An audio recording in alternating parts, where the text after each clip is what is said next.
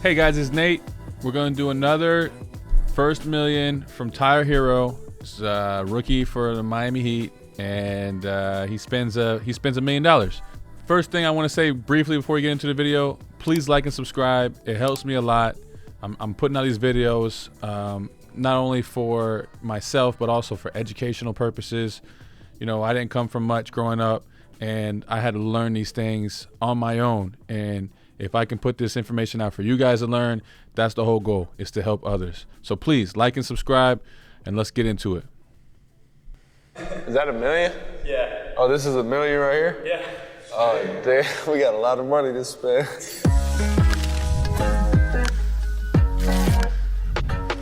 I'm originally from Milwaukee, Wisconsin. Greenfield, Wisconsin, a suburb right outside of Milwaukee.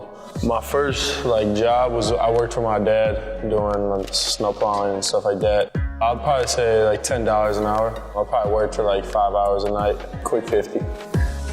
I went to the University of Kentucky. In college, we'd go to the mall a lot, I would say. We weren't able to obviously buy as much. But going to the mall, buying clothes, going to the movies, things like that. We were in a small college town. So first thing first, the first thing I noticed was as soon as he talked about $1 million, he said, oh, it's a lot of money to spend. It's like all you think about is spending the money. That's a bad sign. I mean, if you have a lot of money here, $1 million, and the first thing you think about is how can I spend it, or that's the first thought that comes to your head, that's a bad sign. And I'm not trying to judge him. I'm just reacting to the video. That's the first thing that comes to mind. And the second thing that I saw was a iced out diamond encrusted Cuban chain, and that is a horrible investment. And quite literally probably one of the worst jewelry investments you could have is diamonds. Diamonds are almost worthless, particularly the ones that you encrust into these Cuban chains and links and the pieces, I guess with the charms and the pinky rings and all of that. Any of that stuff is almost worthless. The diamonds inside of them are typically low quality. They really don't have any resale value. They're marked up at retail, and the installation costs are massive to get those things installed into actually making the jewelry itself. So the markup is insane. You won't get the resale value is very minimal. So you're going to see 30 to 40% of the value that you originally purchased the items for, if you're lucky. And so first thing first, it's just it's a bad look from the very beginning. Conversations definitely come up in high school and college, talking to my friends. If I ever make it to the NBA, I would probably get a car. That's a dream, to be able to make a lot of money doing something you love. Getting drafted by Miami. First thing he's gonna do is buy a car. I'm sure if you know nothing about finances, you know that a car is not a good investment. It is a depreciating asset. That means when you buy it, the value goes down. It's that simple. So do not buy depreciating assets. There's certain things that there's certain situations in which you can purchase depreciating assets, but yet it's still an asset that creates money, or a necessary asset. There's right ways to buy depreciating assets, and there's wrong ways. There's depreciating assets that are necessities, and depreciating assets that are absolutely not a necessity. So you want to avoid the depreciating assets that are not a necessity. And a car, although it's a necessity, it's becoming less and less of a necessity, particularly in Miami or in these big cities like Tyler lives. So, at the end of the day, we're going to find out what kind of car he bought. But the first purchase is a car. It's a really bad sign. How did that feel going from Milwaukee to Miami? It was obviously a big adjustment. Obviously the weather being one thing, and then the lifestyle. Being able to play basketball in a beautiful city, there's really nothing better. And no state income tax in Florida, so that was another perk to coming to Miami. I figured it was going to be a lot of money, and then once I seen $3.6 million was a lot, it was amazing to be able to see that. That's a lot of money for a young kid, but I felt like I worked for all of it. So he signed a 3.6 for his first year in the league. So he's making 3.6 million his first year in the league and over life of the contract, which I believe is 4-year contract for 17 million. You know, it's not a very big contract. It's big in the scale of like the average person, but for an NBA rookie, it's a decent contract. Not massive. This is not life-changing money for $3 million, because the reality is you have to understand this contract is not guaranteed. And so the portion of guaranteed money on this contract is $11.5 million guaranteed, which is pretty solid, right? So you got $11.5 million guaranteed and a $3.8 million salary on average. So, you know, look, he's got 11.4 guaranteed on his contract. And, you know, it's a pretty good contract. And if he handles his money properly, he could be set for life with that type of money. If you average an 8% return, even if you only invest, let's call $8 million at an average of an 8% return, you're looking at about $640,000 a year in passive income capital gains. Now, there are capital gains taxes. So if you were using that money as income on a yearly basis, again, this is an average income over the years. 8% is a safe number. You know, $640,000 a year is pretty good. But again, you cut that in half with taxes. Even in Florida, capital gains taxes on a different threshold. You're talking about, you know, he's making a little over $300,000 a year in passive income. And you know what? Hey, man, if you invested your $8 million or, you know, $8 million out of that money, most likely you're going to have a pretty nice house that you own cash, and you really wouldn't have any liabilities, any debts. And so in a situation like that, you can set yourself up nicely as long as you're not spending money on chains and depreciating assets like cars, right? Coming from like no money to having a lot of money, I knew I was going to have to get like a financial advisor and everything like that. He kind of came to me with a long-term plan with the money I have now, so saying that I never make another NBA contract. The 4 years or 5 years that my contract is now will set me up for the rest of my life. I have a physically demanding job, you know, so I have to really set aside a certain amount of money for my post-career and what I'm going to do after basketball. 100% agree with this. 100% agree. Set your money to the side, Tyler, and invest that money in things that will ultimately grow. And you're making money now, right? Put all your efforts towards your craft. If you have a 12, 15-year career in NBA, you'll be rich, extremely rich, hundreds of millions of dollars. Even if you're a sixth man or a bench warmer, you're going to make a lot of money. And if you're sitting on the bench, you're not wearing and tearing your body 80 games a year. And so, you know, be a good person, be a quality person, be a vet, right? Learn from those guys and stack your money and put it in investments that are going to, you know, compound growth, compound interest. All right, so let's talk about my first million. The very first thing I bought, I think, was a Gucci purse for my mom. I was in New York by myself with some friends, and I had just seen it at the Gucci store and bought it for $5,000. Gucci purse for mom. Reaction to $5,000 purse. It doesn't matter. It's $5,000. Buy your mom a purse. That's fine. It's not the end of the world. We don't want to create these habits long term. It's not an everyday purchase. He signed a rookie contract. He loves his mom. He bought her a $5,000 purse. That's it. Okay? Let's not overreact.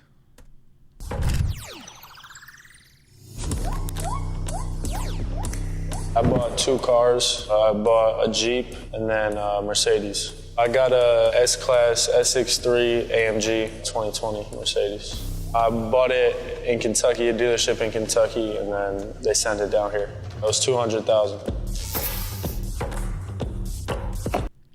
$200,000 on 2 cars, not smart. Mercedes cars, Mercedes, BMW, foreign cars, high-end ones, they don't hold their value. New cars in general don't hold their value. It's not really that much money in the big scheme of things, but he could have got away with a $70,000 or $80,000 car, which would have been very high-end, like an Audi A8, something along those lines, and he would have had a lot less loss in this situation. I don't understand why you would need 2 cars in the first place. I know he has the money to do it, so it's not in the big scheme of things. It's about, what is this, 5% of his guaranteed money roughly. No, it's not 5% of his guaranteed money. It's around 0.5%, so half of 1% of his guaranteed money. It's not the end of the world. But again, I paused it, right? So as I paused it, now I'm looking at the screen, and I was about to say it's all right. It's just $200,000 at the end of the day. But now I see the jewelry on his wrist. It's iced out or has diamonds encrusted in it, which is a massive waste of money. So it's just like, let's just keep going. That was 19. 20. I like it just white and black, simple. Tinted windows for the sun, and then all black rims. I had to pay for the tinted windows. How much were it? Like $300. $300? Yeah. Boom. Tinted windows, $300 for the Mercedes Benz. Boom.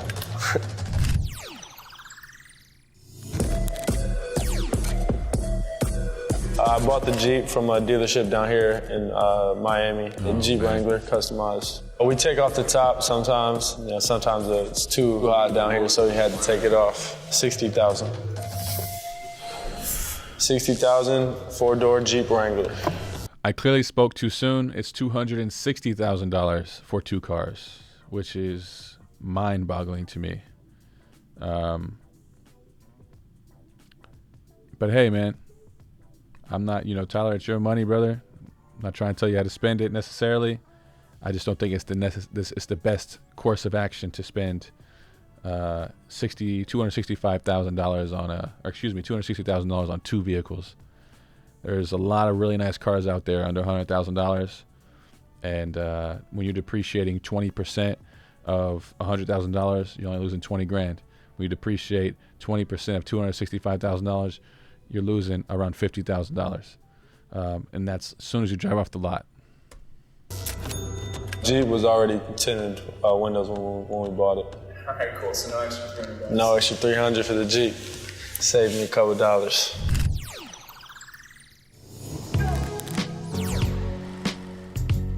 Weekends in Miami, I love going to South Beach. Just looking for clothes, shopping. There's a place called Webster's. That's really nice. And then the Design District has a lot of Dior and different type of stores like that. Clothing, $85,000.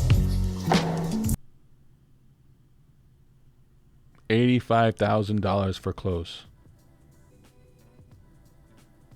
That is absolutely insane. When you say a waste of money, you might as well have taken your money, thrown it in a dumpster, poured gasoline inside, and lit it on fire. Because that's exactly what he did. $85,000 on clothes. This is not good. What was your favorite brand before you got drafted? I shopped at PacSun a lot. I like just basic stuff, but it's cheap and you can really wear it. He didn't spend $85,000 at PacSun. See, he gets a contract.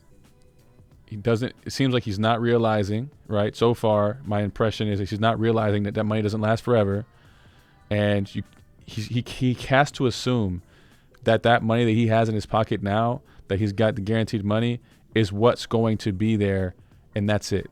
You can't go into this mentality of I'm getting a guaranteed second contract, although he's done very well in his rookie season. I hope he does. I hope he continues to do well. I really do. And I hope he starts to learn how to spend his money a little bit better. But as of right now, this one's bad. This one's really bad. $85,000 for clothes. What's your favorite brand after you got drafted? Dior. Christian Dior.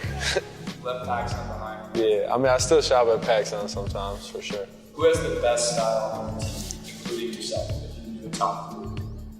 Top 3, me, Kendrick Nunn, and I'm going to just say KZ, Akapala. All 3 rookies have the best clothing. if Jimmy were to like watch this video, do you think he'd agree with that? Nah, Jimmy would definitely put himself in there.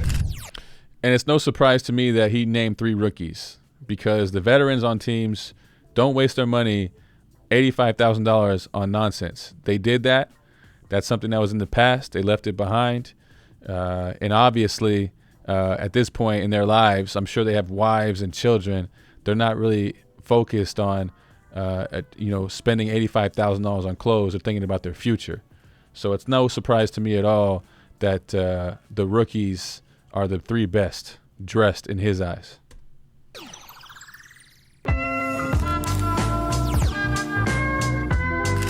My first apartment, a realtor down here in Miami helped me find it. $5,000 a month for rent and utilities. $60,000 in rent. I'm renting an apartment right now that I live in, but in the near future, I do want to do something in real estate. That is something that really intrigues me away from the court. You know, I want to believe him about the intriguing in real estate away from the court. He is still a young kid. I think he's 19 or 20 years old. He's got a lot to learn. And when you hand a kid that much money, you can only expect that he's going to spend it on things that kids his age or people his age, young men his age, are doing. And that's clothes, how you look, what you drive, the chain on your neck or the jewelry you have. And so, can't hang him too much, but this is what happens when you give a 19-year-old or 20-year-old $11 million. The team. And imagine, compound growth, and what they should be teaching him is that $400,000, I think, or whatever he spent so far, over 20, he has time on his side. He's young. Compound interest is exponential. The longer, the more exponential the growth is. And so it is imperative. I would prefer him to spend his second or third, the entire thing on nonsense, than to spend the first one on nonsense. The first one, if you invest it properly, will grow exponentially for the rest of your life. And so it's if you're going to spend money recklessly, don't do it on the first contract. Do it on the second or third contract. Absolutely. The first one, though, that one's the one you need to be investing and thinking about long term. What if basketball doesn't work out? What if I get injured? There's so many things that could happen. You don't want to put yourself in a situation where you're creating a lifestyle for yourself that you cannot maintain long term after basketball. The team has a nutritionist, but I actually hired my own chef. My nutritionist works for the team, so the nutritionist and chef, they all kind of work together. We'll say about $20,000 a year on my private chef. So $20,000 for my chef. Money well spent, in my opinion. As long as he's eating the proper foods, it's probably not in his best interest to do home cooked meals. He probably does have money from the food from the facilities that he could take home. But at the end of the day, convenience factor, $20,000 in the big scheme of things, it's a very, very, very small part of his income. It's not, in my opinion, it's not a big deal, and I think it's actually probably a pretty good investment considering his time. He should be spending his time not cooking, maybe working on his craft, right? Maybe spending time on his mental health. There's other things, I think, as far as his time. It's not a very good use of his time to be cooking. So $20,000 on a chef, it's fine. I could see it. My favorite meal, I like chicken Alfredo with chicken and shrimp. Your least favorite meal? Least favorite? I don't have a least favorite meal. Like, if I don't like it, I'm not gonna eat it.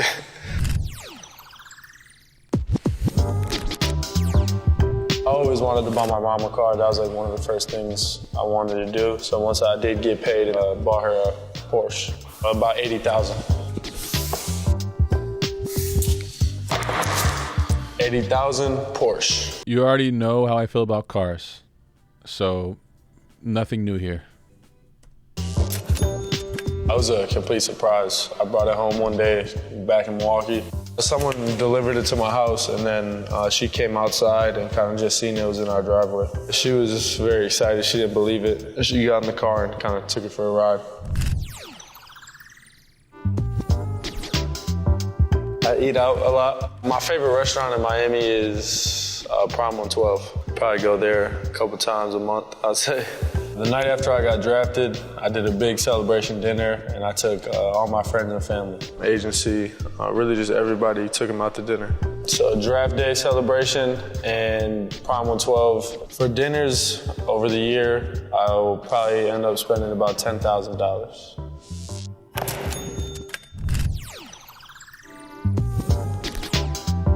My dad, I got him a car too. He likes trucks, so I got him a GMC truck.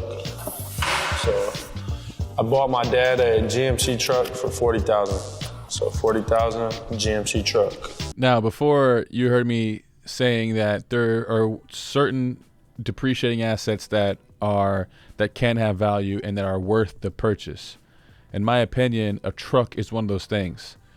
He's from Kentucky, so I'm sure his dad is a truck guy and he likes trucks, obviously. And he probably utilizes that truck for around his house, fixing stuff around his house. So it's one of those things where it's more of a tool, and it's a multiple purpose, right? It's a Swiss Army knife of vehicles. And so I have a truck personally, and I think it's a utilitarian type thing, and it has numerous purposes, and it saves me money because I'm not renting a truck. And if I do things around my home, it's saving me money. And so I say $40,000 for a truck is probably a pretty good investment.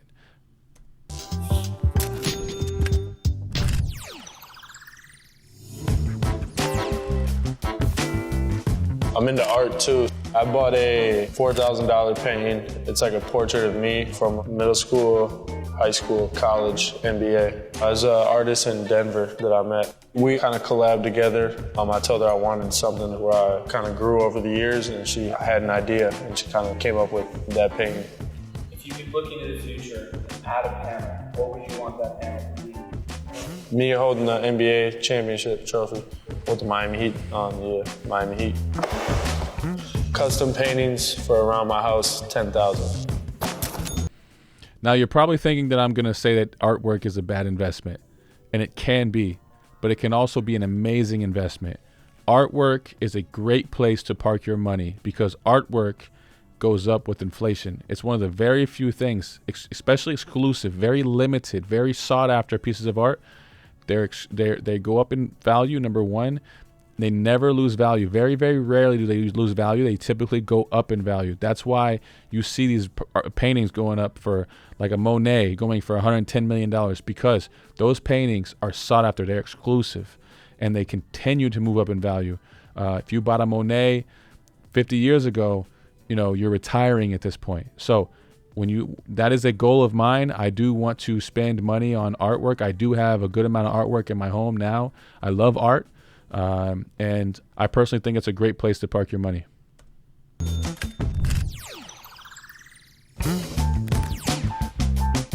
What was the best gift that you've ever received? I would say this is the best gift I've received so far. A Paddock two-tone my teammate gifted to me for my birthday. See, I jumped on his case and he got it from a teammate. So, hey, man, you're welcome. I'm sorry. I'm sorry I did that to you. I jumped to conclusions. But hey, your teammate bought it for you. So kudos to the teammate. And kudos to you not spending your money on that worthless watch. Well, it's a Paddock, so it's not worthless. But spending money on a watch and then throwing diamonds in it is a horrible idea, especially a Paddock. A Paddock is one of the most desired watches, and when you throw diamonds in it, it just ruins the watch, and it's sad. I bought my own necklace. It has my brand logo and then a Cuban, sort of like this. I got my chain from Iceman Nick.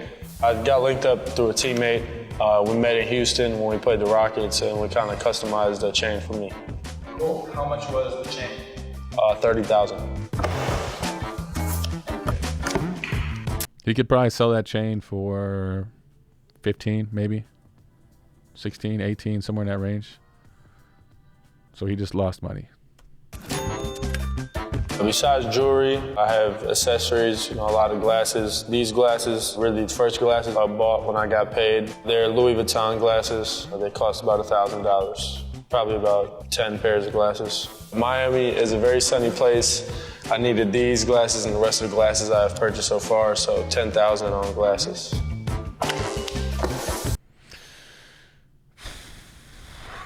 Massive waste of money. If you bought 1 pair, I can understand. 2 pair, fine. 10 pairs, I can't even, I don't know what to say. Just no. Just don't do that. $2,000 on sunglasses, fine.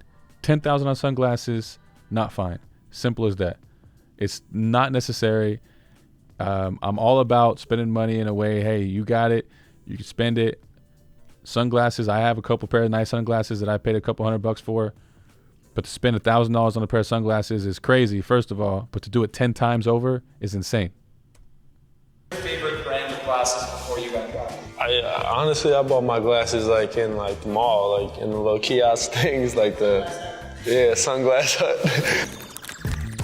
We're only 5 months into my rookie season. I have not spent $1 million yet, but this is what I've spent so far.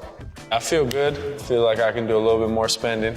It feels good to be able to, take care of my family. First of all, you're not taking care of your family by buying them purses. That's not taking care of your family. I guess buying them a truck or a car is sort of doing that. But buying them appreciating assets and buying yourself appreciating assets is a better idea. There's nothing that he purchased in that $600,000 that's going to be worth what he paid for it. It's all depreciating, and he's probably thrown away at least half of the money that he spent already.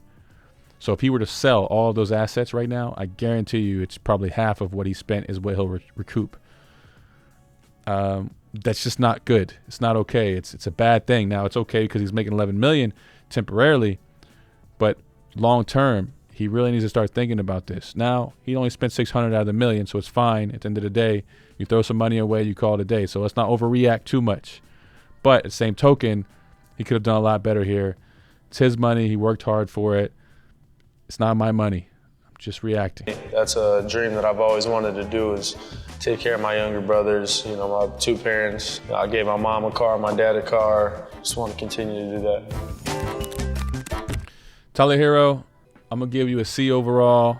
I feel like you could definitely do better, although it wasn't that bad. A couple $100,000 down the drain at least. Is it going to change your life? Not now. But if you do this every year, year over year, it's going to be a bad thing, particularly if your career doesn't pan out the way you want it to. So I wish Tyler Herro the best. I absolutely hope that the future is bright for him. I think it will be. He's a great talent. Work hard on your craft, brother, and good luck with everything. And for everyone else watching, do not think this is what you should do. So focus on, again, most of us are just regular people who are trying to get, 1,000, 10,000, 20,000, 100,000, growing your money. In order to do that, you have to make the right decisions consistently. And so obviously Tyler Herro has a lot more money than the average person, and so he can make some mistakes and get away with it. But the average person really can't do that. You have to be very, very consistent. Otherwise, you're going to be just a median income, and you're going to be living off Social Security when you get old. So that's what it's all about. It's about educating people. Spend your money the right way. And if you like this video, like and subscribe. And if you have any questions, or if you want me to do certain videos with certain people, you want me to react to it, please throw it in the comment section. We'll throw up a video. We'll react to it. And then if you have any questions, please, we look at every single comment. Me and my team, we scour the comment section. We love to interact with our subscribers. Please like, please subscribe. I'll see you guys on the next one.